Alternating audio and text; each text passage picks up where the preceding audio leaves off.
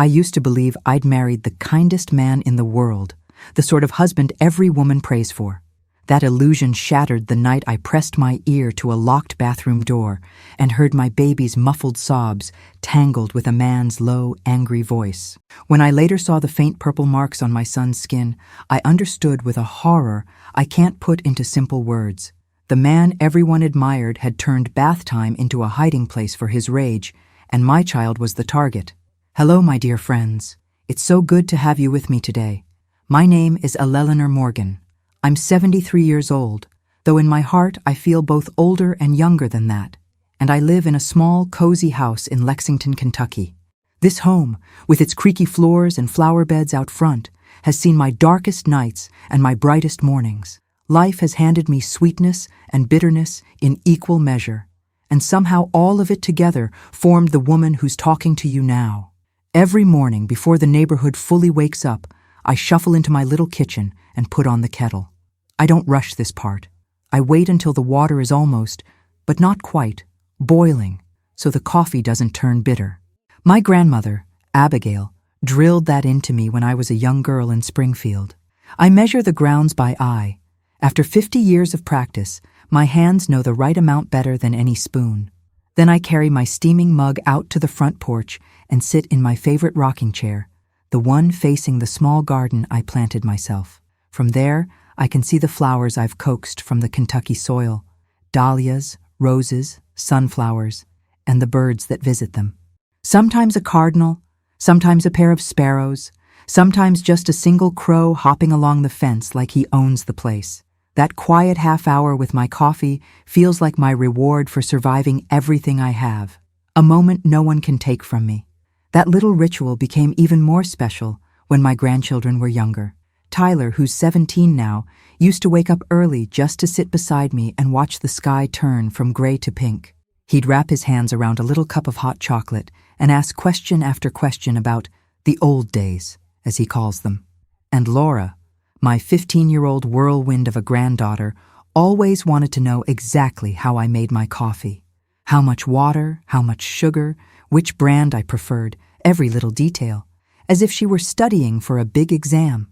Those two children lit up my world at a time when I thought I would live in shadows forever. Before they came along, I barely left the house. I avoided people, avoided conversations, avoided anything that might stir up old memories. But their laughter and curiosity pulled me back to life.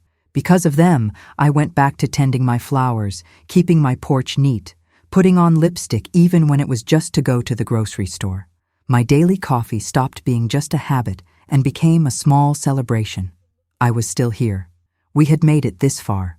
And you, my dear viewer, who's watching this right now, tell me something in the comments. Which city are you watching from? And what time of day did you find this video? Are you here with your morning coffee, listening to this grandma before work? Maybe you're watching after lunch, taking a break. Or maybe you're one of the night owls who listens to my stories before bed. I read every comment, you know. It warms my heart to see all the cities and towns and little corners of the world where someone is willing to sit and listen to an old woman's story. So please, tell me where you are and what time it is there. Let's also do this.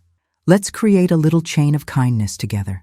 If you feel comfortable, share in the comments one word that represents what you're seeking in life right now. Peace, courage, healing, hope. You'd be surprised how many people read those words and feel less alone. Today, I'm going to tell you something very painful. It's not an easy story to share, but it's necessary. Because sometimes the most dangerous people are not the ones who look like villains. Sometimes the real monster wears a polite smile, holds open doors, pays the bills on time, and charms everyone in the room. Sometimes the man everyone praises as a perfect husband is hiding the darkest secret behind a closed bathroom door. That's what happened to me. I waited far too long to see what was right in front of me. My hesitation almost cost me the most precious thing I had, my son. This story is about the courage it takes to really see, the way love can blind us and then, at the right moment, give us the strength we never imagined we had. So make yourself comfortable. Sit down, grab your drink, take a breath, because what I'm about to share may hurt your heart, but I hope it will also open your eyes and strengthen your spirit. I came into this world in 1952, in Springfield, a little town not too far from Lexington.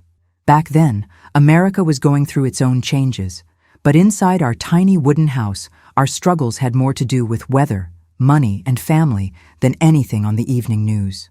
The roof leaked when storms rolled in, and the wind slipped through cracks we tried to stuff with old cloth. Still, that house was full of love, and that love kept us warm when the stove couldn't. My father, Theodore, was a shoemaker. His hands were rough with calluses, always smelling of leather and glue, but his touch was gentle. He could fix a broken heel like magic, and he could also fix a broken spirit with a few kind words. My mother, Geneva, did sewing and embroidery. People from all over town came to her when they wanted something special. Wedding dresses, christening gowns, lace-trimmed tablecloths. I used to sit by her side and watch as she turned plain fabric into something beautiful, stitch by stitch. There were 4 of us kids. Samuel came first, solid and steady like my father. Then Albert, quiet and thoughtful, always with his nose in a book or staring off into the distance as if he saw things we couldn't. Then Charles, the serious one, just a couple of years older than me. And finally me, the youngest, the one everybody teased and spoiled in equal measure.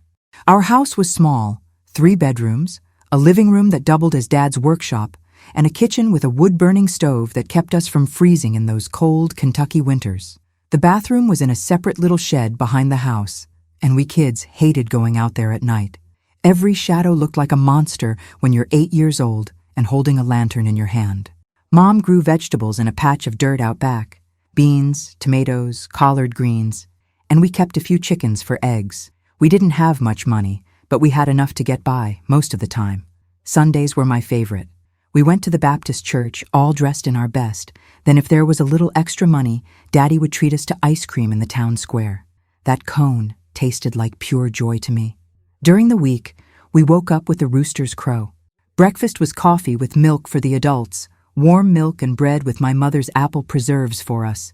Then chores, sweeping the yard, feeding the chickens, hanging laundry on the line, before school. After class, while other girls went straight to play, I sat beside my mother and learned to hold a needle properly, to follow a pattern, to mend a tear so neatly you couldn't tell the fabric had ever been ripped. At school, I loved reading and writing. My teacher, Miss Harriet, noticed and started lending me books from her own small collection. I devoured every page. I used to imagine myself as a teacher someday, standing in front of a classroom, changing little lives the way she changed mine. But back then, girls from families like ours didn't usually go far in school. We were expected to marry young, keep house, raise children. My father would smile and say I had a sharp mind, but even he didn't really believe his daughter would end up anywhere but a kitchen. Charles, though, that boy knew what he wanted. Even as a kid, he carried himself with a seriousness that made grown men step aside. He used to say, "One day, I'll be a police officer, and I'll make sure people think twice before they hurt anyone." He meant it too. Looking back now, I realize how much that promise would matter. Not all my childhood memories are sweet. Some are sour, like spoiled milk. We had an uncle, my mother's brother Julian, who came around from time to time. He drank more than he should, and when he'd had too much, his smile changed into something that made my skin crawl. My father never hid the fact that he didn't like Julian. He tolerated him only because my mother insisted family must stick together.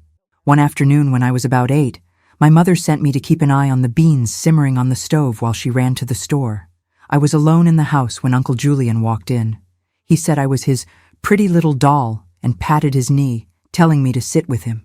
Something inside me screamed no, even though I didn't fully understand why. Just then, the front door opened and Charles walked in from school.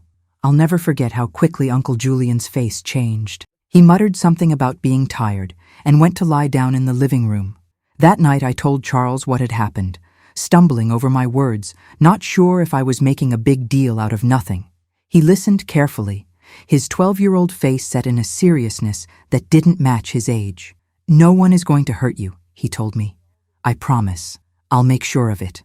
The next day, Uncle Julian left before sunrise. I never again saw him in our house when I was alone. I don't know what my brother said or did, but I know from that day on, Charles wasn't just my brother. He was my protector. Whenever kids at school made fun of my worn-out shoes or patched dress, he stepped in. Whenever I was scared of thunder at night, I reminded myself that Charles was there, and that thought alone made me braver. Years went by. I helped my mother sew and dreamed of a different life while watching birds fly over our roof. At 18, I landed a job at a fabric store in downtown Springfield. That job felt like a doorway cracking open. I didn't earn much, and most of it went to help my parents, but just knowing I had some money of my own put a little extra spring in my step. The store belonged to a widow named Ethel. She was strict but kind, and over time she started treating me like a favorite niece. She taught me how to talk to customers, how to recognize quality fabric with just a touch, how to arrange bolts of cloth so the colors pulled people's eyes. She even encouraged me to take a course in pattern making, saying I had a good eye. That's where the next chapter of my life began. Behind that store counter, one late afternoon, when a man walked in asking about curtain fabric. From the moment he stepped through the door, Richard didn't seem like the other men in town. He was dressed sharply, his hair neatly combed, shirt ironed with not a wrinkle in sight. He said he'd just moved into a small apartment and wanted to make it feel a little less empty. I remember thinking, what kind of man worries about curtains? Most of the men I knew barely noticed if a window even had them. He spoke softly, with careful politeness. He smiled often, but not in a foolish way. His smile felt warm, practiced, almost like something from the movies. When I helped him choose a fabric, a light beige with tiny, discreet flowers, he listened to my suggestions like they were very important. He came back a few days later, saying he needed material for pillow covers, then again for a tablecloth, then again, just to look. Eventually, he asked if I'd like to have coffee with him after work. I said yes, but my hands were shaking as I wrapped up the last purchase of the day. At the cafe, I was so nervous I spilled my coffee down the front of my blouse. I expected him to laugh, but he didn't. He pulled a handkerchief from his pocket and helped me dab the stain, apologizing as if it were his fault. That simple, gentle gesture melted a part of me that had always been on guard. We started seeing each other regularly. Richard worked at the local bank and lived alone. He visited my family, always bringing some small thing. A pie from the bakery, a bag of oranges, a scarf he thought my mother would like. He talked sports and politics with my father, complimented my mother's cooking, never overstepped. Everyone said I'd found a treasure. Everyone except Charles. My brother watched Richard with cool eyes, arms folded over his chest whenever the man came to visit. One evening, after Richard left, Charles pulled me aside. "There's something about him I don't trust," he said bluntly. "Nobody is that perfect." "You're just being overprotective," I snapped back, half annoyed, half nervous. "You'd say that about any man who showed interest in me." Charles didn't argue. He just gave me that look he had, the one that said, "I hope I'm wrong." The courtship went on for 2 years. Richard never raised his voice at me, never pressured me for anything I wasn't ready for, never spoke ill of my family. When he finally asked my father for my hand in marriage, my father agreed without hesitation, with one condition. We needed to stay close so I could still help my mother, whose health was beginning to fail. Our wedding was simple and lovely. I wore a dress I stitched myself, every seam checked 3 times under my mother's watchful eye. The reception was in my parents' backyard. We grilled meat. Children ran between tables. Neighbors laughed and clapped. Richard beamed like the happiest man alive. Only Charles stayed serious, his eyes always on my new husband, as if memorizing his every move. When he hugged me, he whispered, "If you ever need anything, day or night, you know how to find me." I thought he was being dramatic. I wish, with all my heart, that he had been. In the beginning, married life felt like a dream. We rented a small house not far from my parents. Richard went to the bank every morning in crisp shirts and polished shoes. I kept working at the fabric store, even though he preferred I stay home. "I can take care of us," he'd say. "There's no need for you to tire yourself out." But I liked my bit of independence, and I insisted. Richard was attentive. He brought me little gifts, a new scarf, a cookbook, a pair of earrings he said made my eyes shine. When we went out, he introduced me proudly. "This is my wife, Eleanor." People would tell me how lucky I was, how gentle and responsible he seemed. I believed them. I believed him. The only thing that bothered me, though I didn't fully admit it even to myself, was how he behaved around Charles. Richard's shoulders tensed. His voice got even quieter. He chose his words like he was picking his way through a minefield.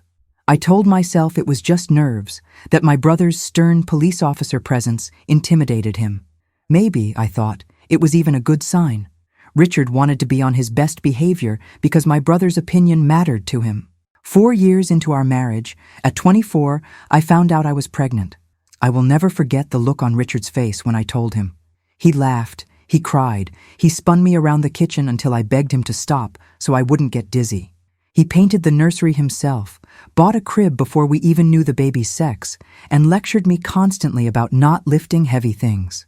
The pregnancy went smoothly. In the last months, I left my job and focused on preparing the house, folding tiny clothes, listening to my mother's endless advice. On a cold July morning, our son came screaming into the world, red-faced and perfect. We named him Benjamin, after Richard's beloved grandfather. That's when the story begins to turn. At first, Richard was the model of a modern father. He changed diapers, rocked Benjamin when he cried, and, most of all, insisted on handling bath time every night. "You're with him all day," he said, his voice full of tender concern. "Let me have this one thing. It'll be our special time." It sounded wonderful, especially in those early weeks when I was exhausted. Other women envied me. "My husband barely knows where the baby's clothes are," one friend complained. "Yours is an angel." I thought so too. I wanted to think so. I clung to that thought even when the first doubts whispered in my mind. The baths started taking longer and longer. 15 minutes became 40. 40 turned into an hour. Sometimes they stayed in that bathroom for close to 2 hours. When I joked about it, Richard always had a calm, reasonable answer. He was fussy tonight. I had to calm him down. He splashed and scared himself. It took a while. I gave him a massage. It's good for his muscles. It all sounded plausible enough. But little things didn't fit. Benjamin, who had been a fairly easy baby, began to cry more.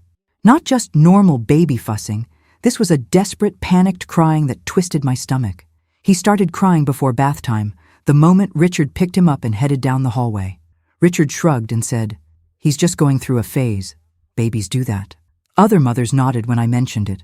"Oh yes, they have their phases," they told me. "Don't worry, it'll pass." One evening, while Richard was in the bathroom with Benjamin, I found myself standing outside the locked door. It was habit by then. Richard always locked it. He said it was so no one would walk in and let in a draft while the baby was wet. I pressed my ear to the door, expecting to hear splashing, maybe some made-up song. Instead, I heard Benjamin's muffled crying and a voice I barely recognized. It was Richard's voice, but laced with anger, low and harsh, words too quiet for me to make out clearly, but heavy enough to make my skin prickle. I knocked right away. "Everything okay in there?" I called, trying to keep my tone light. The answer came almost too fast. "We're fine. He just got a little soap in his eyes, that's all." A few minutes later, Richard came out carrying Benjamin wrapped in a towel. The baby's eyes were puffy, his cheeks wet. He looked exhausted, the way you do after crying so hard you have no tears left. Richard handed him to me with a gentle smile. "See? He's calm now. I'll fix his bottle while you dress him." As I slipped Benjamin into his pajamas, my hand brushed his back and arms, and I froze. There were faint reddish marks, small but clear if you looked closely. They looked like the shape of fingers. "What happened here?"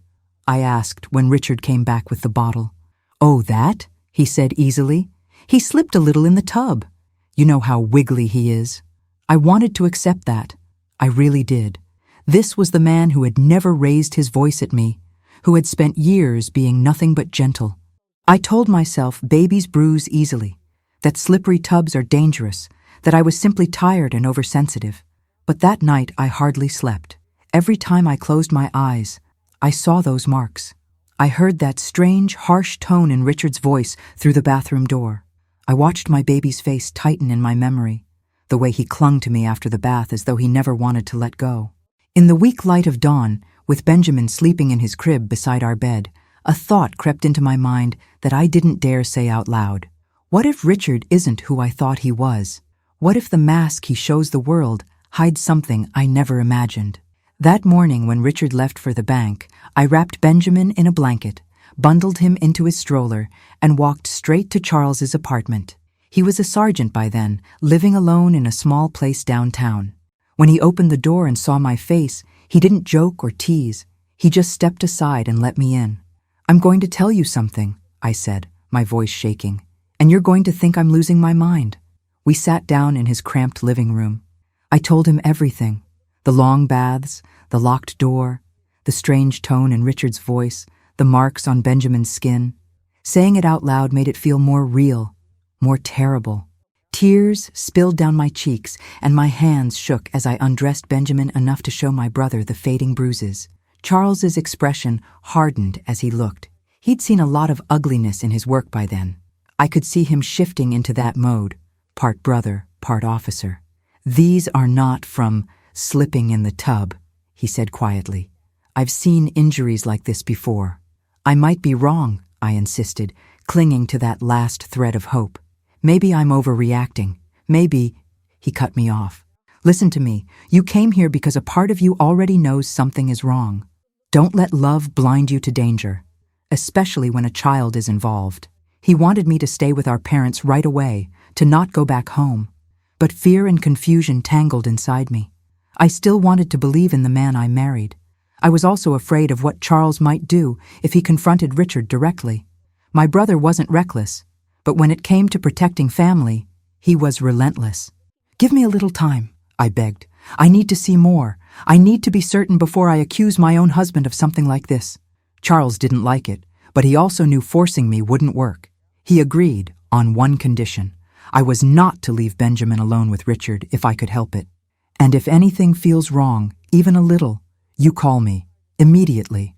I went home carrying a weight in my chest that made it hard to breathe. All day I watched Richard's gestures in my mind, replaying every smile, every touch, looking for signs I'd missed.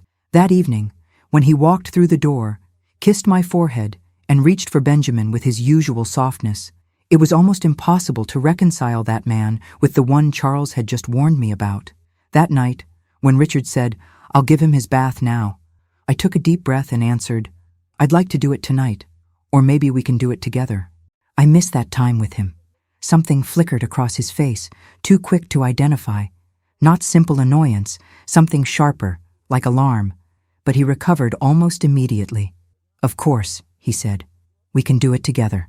The bath that night was uneventful. He was gentle under my watchful gaze. The water splashed. Benjamin fussed a little, but nothing alarming happened.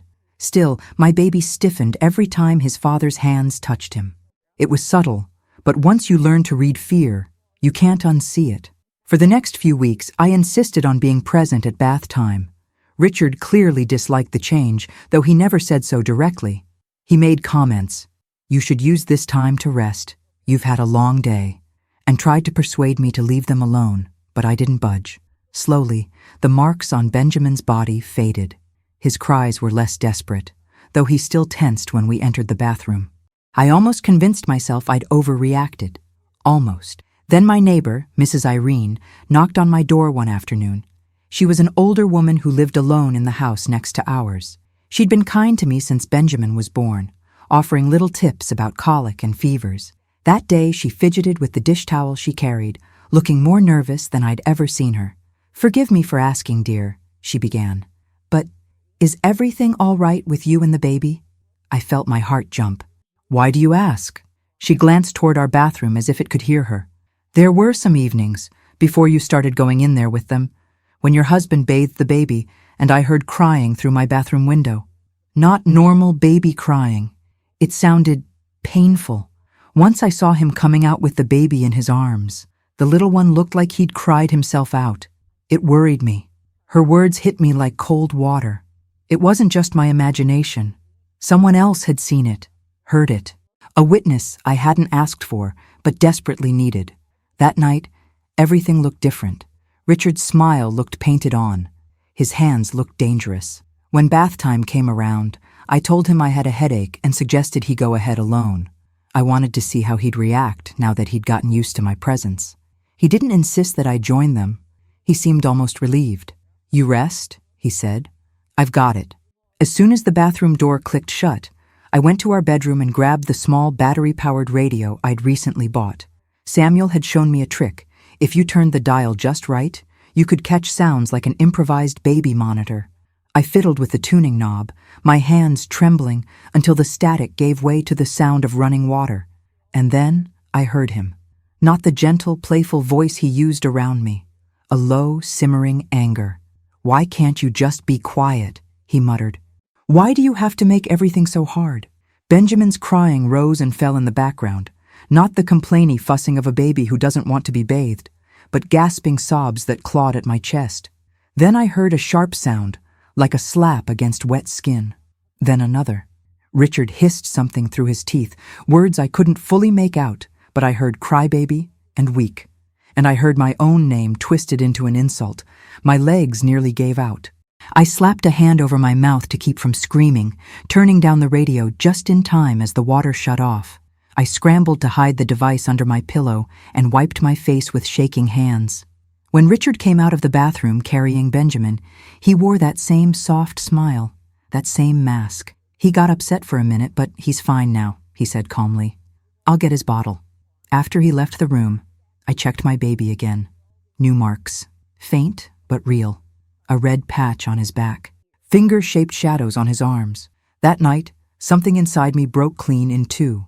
Whatever love or trust remained for Richard snapped. There was no more room for excuses.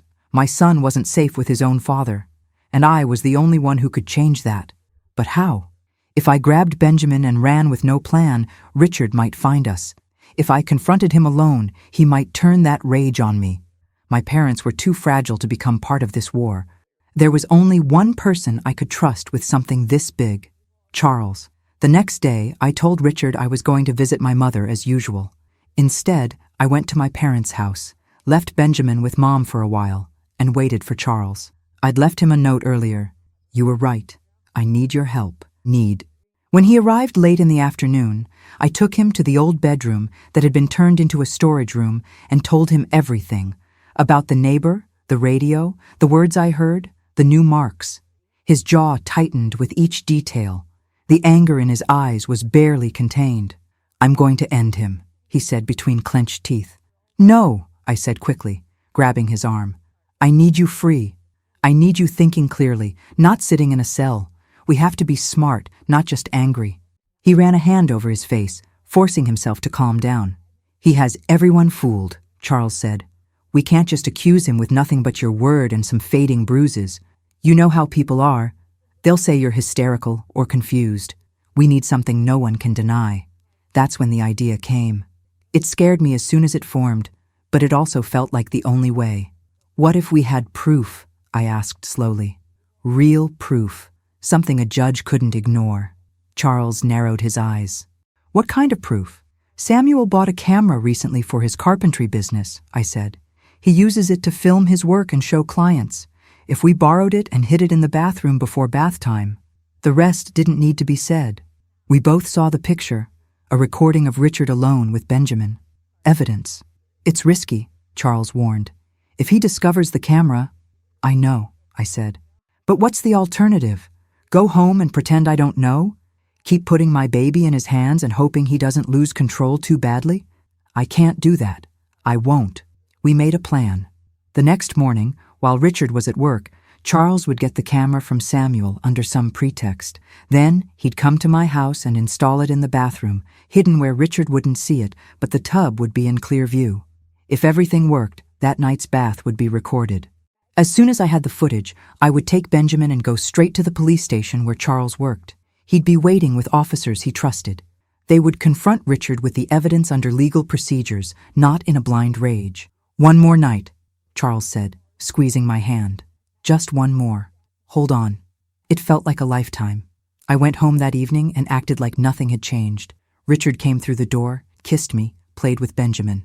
Every gesture felt like a performance I'd already seen behind the scenes of. When he said, "Ready for bath time?" my heart pounded so hard I could hear it in my ears. "I'm not feeling well," I lied. "Why don't you go ahead tonight?" He didn't insist I join them. He took Benjamin and headed down the hall, humming under his breath as if he were the gentlest man on earth. I turned on the radio again and listened to what I already knew I'd hear. Cruel whispers, harsh words, my baby's desperate cries. Every second was agony. It took all my strength not to rip the door off its hinges. But I kept my eyes on the clock, counting the minutes, reminding myself that the camera would soon show everything. The next morning, as soon as Richard left for the bank, Charles arrived with Samuel and the camera. Samuel didn't know the details, only that it was a family emergency. That was enough. "Just don't break it," he said, half joking, half worried. "It cost me a lot." Charles and I went into the bathroom and examined every corner. There was a small cabinet where we kept folded towels. Charles drilled the tiniest hole in the side facing the tub and set the camera inside, lens aligned with the opening. When we tested it from the monitor in the bedroom, we could see the entire bathing area clearly. "This will work," he said. "Once we have the recording, you come straight to the station. Don't stop anywhere. Don't confront him. Don't give him a chance to destroy the tape." He couldn't be there that night. He knew he wouldn't be able to watch calmly. "I have to stay on the legal side of this," he said. "If I see that man lay a hand on your boy in front of me, I'm not sure what I'd do." After they left, I spent the day in a haze. I tried to play with Benjamin, to sing to him, to cook, to clean. But every time I glanced toward the bathroom, my stomach twisted. I was terrified and hopeful at the same time. When Richard came home that evening, I watched him as if he were a stranger. He asked about my day, told me about an annoying client at the bank, kissed Benjamin's forehead. If anyone had walked in right then, they would have seen a normal family. They would have had no idea what was boiling beneath the surface. Later, after dinner, I told him I had another headache. "You can handle bath time, can't you?"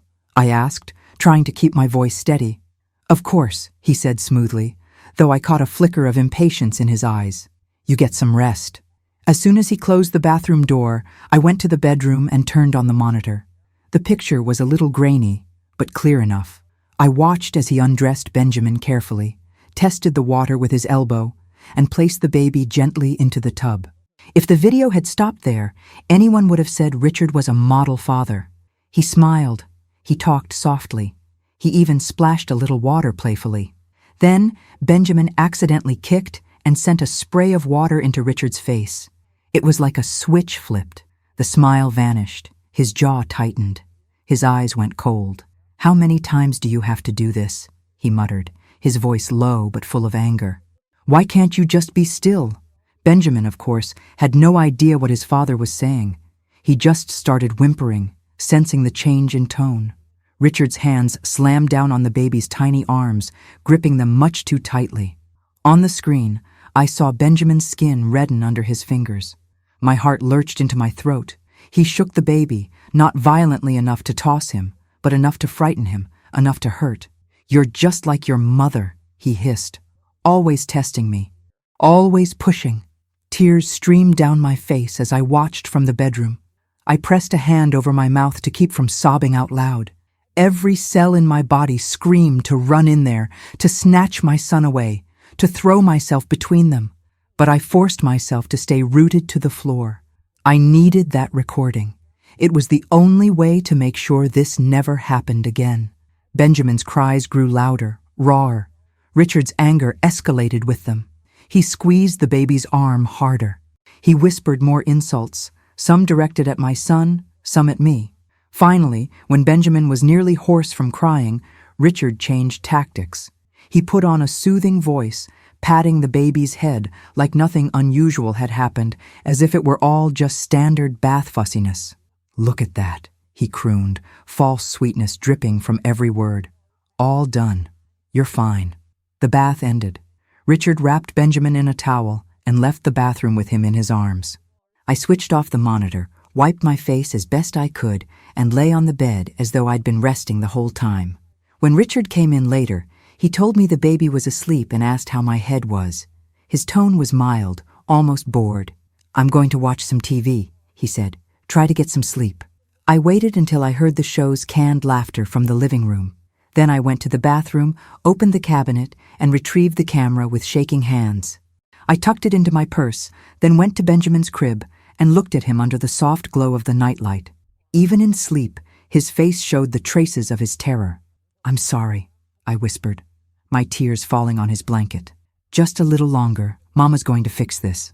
I gathered some clothes for him, grabbed a few essentials, and gently lifted him from the crib. He stirred but didn't wake. Holding him close, purse over my shoulder, I headed for the back door. Every creak of the floor sounded like a gunshot to me. I half expected Richard to step into the hallway at any second and block my way. But he didn't. The TV kept blaring. The night air hit my face as I stepped outside with my son in my arms. I placed him carefully in the stroller I'd left ready near the door, then started walking as quickly as I could without actually running. The streets of Springfield were quiet. Porch lights glowed. Somewhere a dog barked. My legs felt like rubber, but I kept moving. The police station was about a 20-minute walk. That night, it felt like 100 miles. Every car that passed made me flinch. Every shadow on the sidewalk looked like Richard. But step by step, street by street, I pushed that stroller forward until the station's lit windows came into view. When I walked through the door, hair messy, eyes swollen, baby asleep in the stroller, the officer at the front desk looked up in surprise. "I need to see Sergeant Charles Morgan," I said, my voice rough. "I'm his sister." A few minutes later, Charles appeared at the door to the hallway. When he saw my face and the camera bag in my hand, his eyes changed. He came straight to me. "You did it," he said quietly. I nodded and handed him the camera. "It's all there." He cradled that device like it was the most precious thing he'd ever held. In that moment, it was. "Come with me," he said. "You're safe now." As we moved toward a private room, I heard the station door open behind us. A chill ran up my spine. I turned and saw Richard in the doorway, hair mussed, tie askew, eyes wide and wild. "Eleanor," he said, his voice unnervingly calm compared to the fury in his expression. "What are you doing here?" Instinctively, I pulled the stroller closer. Charles stepped between us, his hand resting lightly near his holstered gun, his posture all business now. "Richard," he said evenly, "we were planning to contact you." Richard's gaze darted from my face to the stroller to the camera bag under Charles's arm. I watched confusion flash into realization. "What is this?" he demanded. "What did you tell them?" "The truth," I answered, my voice steadier than I felt. Nothing more, nothing less. For the first time, I saw the true face he'd hidden so carefully. The mask slid off. His eyes were cold, hard, full of a rage he'd always kept just out of sight. "You're being ridiculous," he said through tight lips.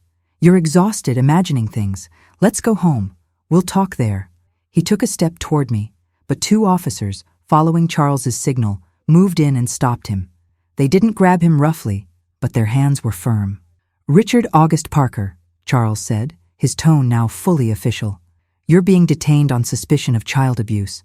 You have the right to remain silent. Anything you say can and will be used against you in court." Richard's face twisted, shock, anger, and to my surprise, something that looked like relief, as if a terrible performance had finally ended and he no longer had to pretend. His eyes flicked toward the camera. "You can't do this," he said hoarsely. "You can't film me without my consent." "That's for the lawyers to argue," Charles replied. "For now, you're coming with us." They led him away. He glanced back only once. The look he gave me then was empty, as if the man I thought I loved had never really existed. I spent hours at that station, giving my statement, holding Benjamin while a kind detective named Bernice took notes, watching as a doctor examined my son and quietly confirmed what we already knew. The marks were not accidental. By the time Charles drove us to his apartment, dawn was breaking. I lay down on his couch, Benjamin in a makeshift crib nearby, and slept for the first time in weeks without waking in terror at every sound. When I awoke to sunlight streaming through the blinds and the smell of coffee in the kitchen, I felt disoriented. Then everything rushed back: the bathroom, the recording, the station, Richard being led away. I stumbled into the kitchen, where Charles set a cup of coffee in front of me. "How are you feeling?" he asked softly. "I don't know," I admitted. "Relieved, terrified, guilty." "Guilty," he repeated, frowning. "For not seeing it sooner," I whispered. "For letting him be alone with Benjamin for so long. For believing that mask." Charles put his hand over mine, the same way he had when we were kids, and I'd cried over mean girls at school. Richard fooled everyone, he said firmly. Not just you. And when you realized something was wrong, you acted. That's what matters. The legal process that followed was long and draining. I had to repeat my story over and over. I had to sit in a courtroom and feel Richard's eyes on my back. The recording was shown to people whose job it was to remain calm and detached, but I saw the horror in their faces anyway. He was convicted, though the sentence felt small compared to what he had done. Back then, child abuse cases were often minimized, but the terms kept him away from us. There were restraining orders. There were papers with signatures and stamps that meant, on at least some level, the world believed me. I realized something important later. Richard had never stayed gentle with me out of love or respect. He had been afraid of my brother the police officer, afraid of what might happen if he left marks where others could see. He was a coward, and like all cowards, he targeted the most vulnerable person he could. But as devastating as all that was, it wasn't the end of our story. It was the beginning of another one, a story of starting over.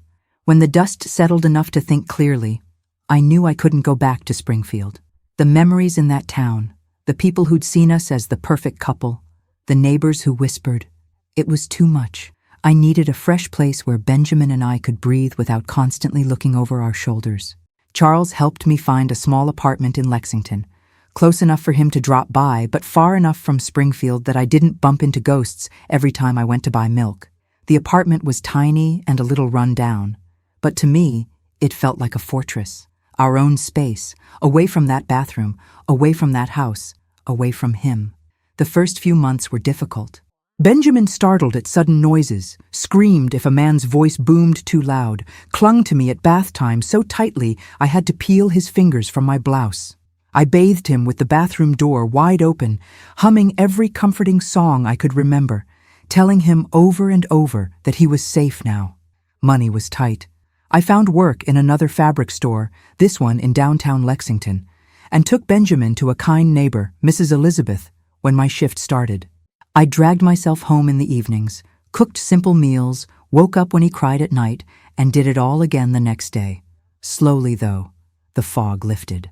I got a promotion at the store, managing the sewing department.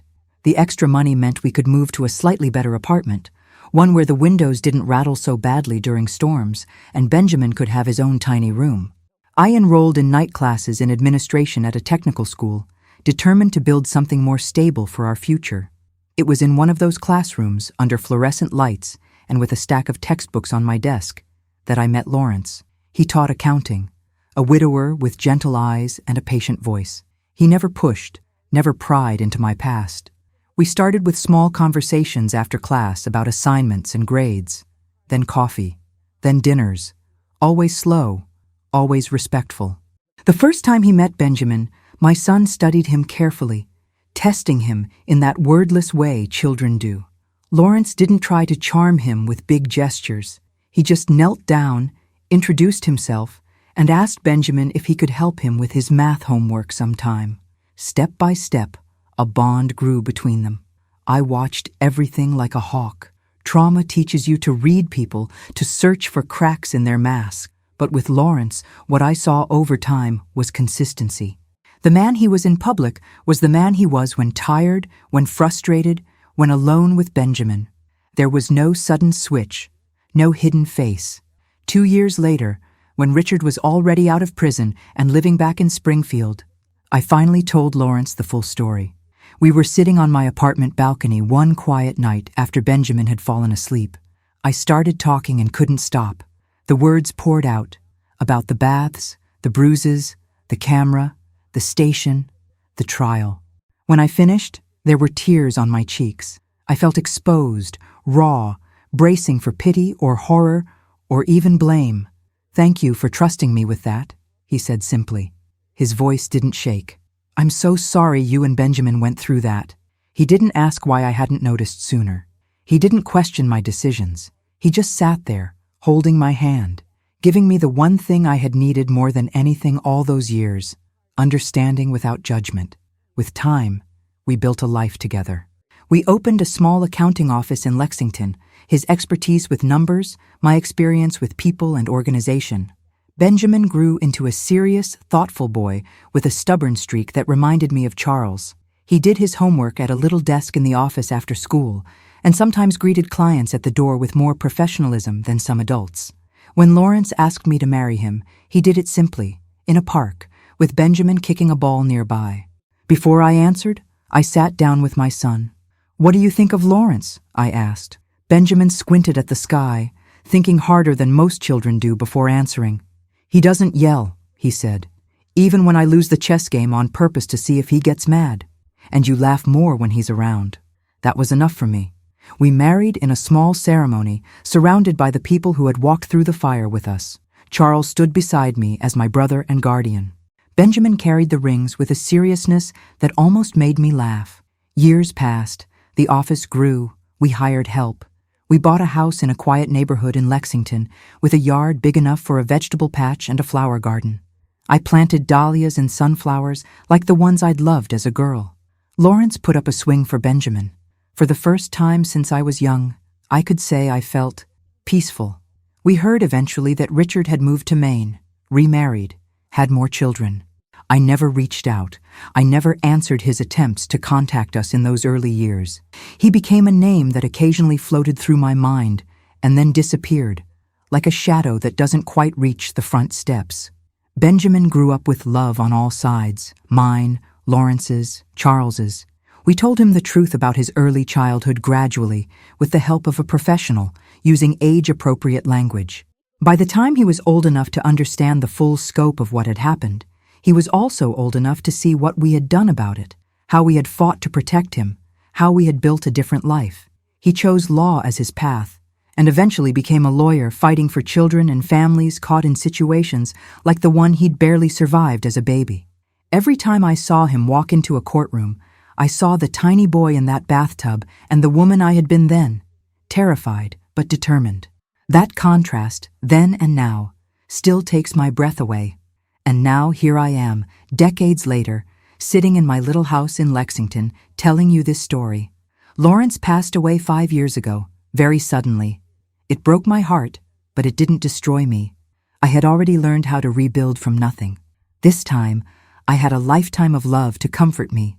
I still expect to hear his footsteps sometimes when I'm making my morning coffee, but instead, I hear birds and the faint buzz of the city waking up. Benjamin lives in Louisville with his wife and my 2 grandchildren. He visits often. When I watch him with his kids, gentle, patient, present, I know with absolute certainty that the cycle ended with us. Whatever darkness he inherited from his biological father did not take root. Love and truth won that battle. My brother Charles, my silent guardian from childhood, eventually retired from the police force as a captain. He never married. He always said his family was enough. He lives a few blocks from me now. We drink coffee on my porch, joke about our aches and pains, and sometimes, when the evening is just right, we talk quietly about the past, not to reopen wounds, but to honor how far we've come. My days are simple. Coffee on the porch, a bit of gardening, crocheting with the ladies at church for charity sales, baking cakes from my mother's old recipes, trading dishes with my elderly neighbor over the fence, listening to children on the block tell me about their school dramas while they munch on cookies. I may have scars inside, but they don't control me anymore. If you've stayed with me until now, dear friend, you've walked through a long story filled with darkness and light. You've seen how a polished, charming man used a locked bathroom door to hide who he really was. You've seen how a mother, broken and afraid, chose to act anyway. You've seen how one brother's promise to always protect his little sister echoed through an entire lifetime. I share this not to frighten you, but to remind you of a few things I learned the hardest way possible. Abuse is not always loud. It doesn't always leave obvious marks. Sometimes it smiles at you, pays the bills, and earns respect from everyone in town. Sometimes the person everyone praises is the one doing the harm when no one is watching. If something inside you whispers that something is wrong, don't silence that voice. You don't have to prove anything on your own to deserve help. You don't have to be perfect or strong all the time. You just have to take one step, then another, then another. For me, that first step was knocking on my brother's door. For you, it might be reaching out to a friend, a neighbor, a hotline, a church member, a coworker. One person who will say, "I believe you," can change everything. Healing isn't a straight line. There will be days when you feel like you're moving backwards, nights when memories storm through your mind and you think you'll never breathe easily again. But slowly, small moments of peace start to appear. Your child's laugh, a kind word from a friend, a sunrise over a little garden you planted yourself. And one day, you realize you made it. You're still here. You're not the same, but you're stronger, deeper, more compassionate than you would have been without the pain. You wouldn't wish that journey on anyone, but you can use what you lived through to protect others, to comfort others, to say, "I know it feels impossible right now, but there is a way out." If my story has touched you, if it's made you feel seen or less alone, I'd like to ask you for something. Subscribe to this channel and turn on the notifications so you don't miss the next story. It might reach someone who's right at the edge of making a decision that could save their life or their child's life. And if you made it all the way to the end of this story, leave a comment with the word protection. That way I'll know you walked every step of this road with me. Each comment, each like, each share helps this message travel a little farther, maybe landing in the hands of someone who is sitting right now outside a locked door, hearing something they don't want to believe. From my little porch in Lexington to wherever you are, I send you my love and a quiet blessing. May you have the courage to see what needs to be seen, the strength to act when the time comes, and the comfort of people who stand by your side. Life, my dear, always offers us another chance to bloom.